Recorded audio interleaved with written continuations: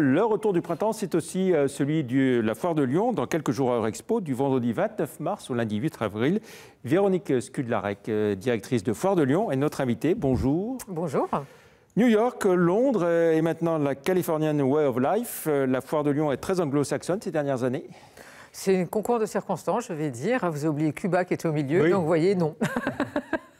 Alors, qui dit Californie dit forcément San Francisco, avec une expo San Francisco et 3 espaces autour, voyage, innovation, mode vintage. C'est ça. On est sur un espace de San Francisco, enfin une exposition de San Francisco qui est relativement important, puisqu'il fait à peu près de 2000 m². On raconte toute l'épopée de San Francisco depuis le début de la ville jusqu'à nos jours. Donc évidemment, il y a Way of Life, vous en avez parlé, mais il y a aussi tout ce qu'il y a autour de la ville, et puis beaucoup d'épopées cinématographiques, beaucoup de photos, beaucoup de choses comme ça qu'on raconte le long de cette...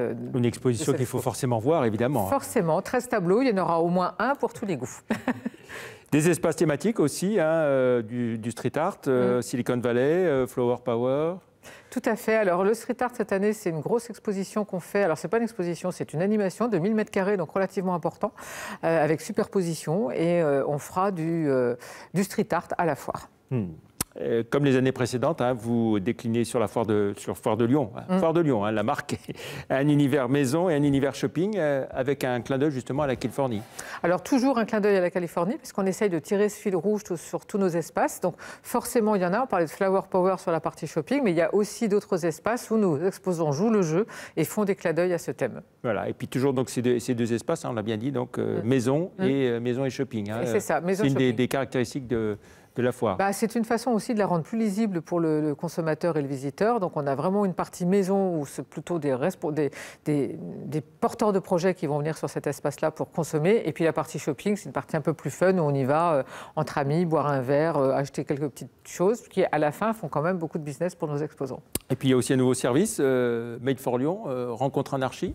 Alors il y a Rencontre Anarchie, on avait déjà travaillé avec eux sur un de nos salons auparavant. Et là, cette association travaillera avec nos visiteurs et nos exposants pour essayer de les accompagner dans un projet. Et puis toujours un espace Kidexpo. Alors Kidexpo nous rejoint cette année sur les 2 week-ends. Premier week-end, deuxième week-end, il y aura Kidexpo sur plus de 2000 m². Un village de start-up, Innovalion, ainsi qu'un lab des tendances. Alors Innovalion, c'est la 3e édition ça va se tenir à ce moment-là. Ça fonctionne très bien. On a quasiment tous les incubateurs de la région qui nous suivent. On a plus d'une 30aine de start-up qui seront là. Et le public pourra tester les produits. Donc ça, c'est quelque chose qui fonctionne bien et qui est en train de prendre son envol. Et concernant le Lab des tendances, c'est quelque chose de nouveau. C'est intermédiaire entre Innovalion, qui est vraiment tout petit, et des exposants qui sont déjà très matures. Et c'est un espace où le visiteur sera directement en contact avec le fabricant ou avec le créateur. Lab des tendances, village de start-up, c'est la preuve que la Foire de Lyon ne s'adresse pas qu'aux plus de 40 ans. Heureusement. 50 ans. Heureusement, la Foire de Lyon, c'est de 7 à 77 ans de toute façon, donc ça concerne tout le monde, tous les revenus, toutes les catégories socio-professionnelles. Et le renouvellement s'assure bien. Et le renouvellement, grâce à cela, parce qu'il faut vraiment anticiper et assurer le renouvellement à travers justement des petits espaces comme ça qu'on teste pour voir comment le public réagit.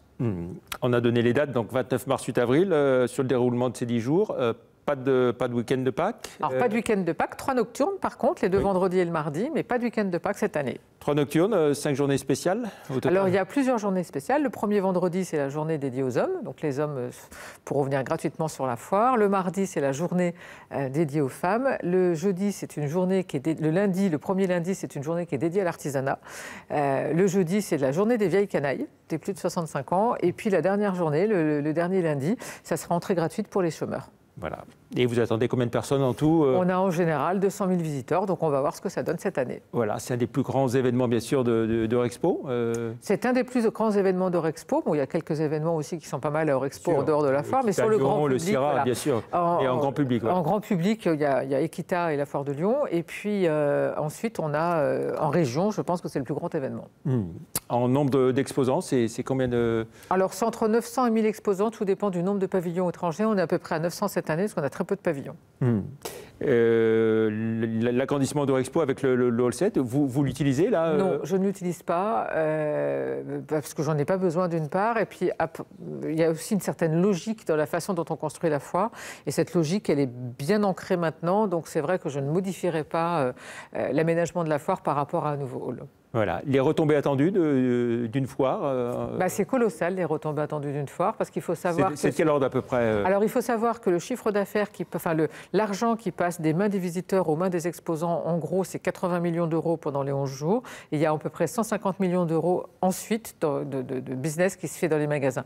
Mais vous avez aussi toutes les retombées économiques, tout ce qui concerne l'hôtellerie, la restauration, les taxes, etc. C'est relativement important. Oui. Et on l'évalue à combien, ça, les retombées indirectes C'est plusieurs millions. J'ai plus le chiffre en tête parce que je l'ai fait pour 2016-2017, mais j'ai pas eu le temps de consolider pour 2018. Mais c'est plusieurs millions d'euros qui retombent dans les caisses, que ce soit de la région ou de l'État, sur cet événement. Très bien. Merci beaucoup, Véronique Skudlarek, d'être venue donc dans l'invité de la rédaction. On le rappelle, la Foire de Lyon, la 101e édition, c'est du vendredi 29 mars au lundi 8 avril. Merci, au revoir. Merci.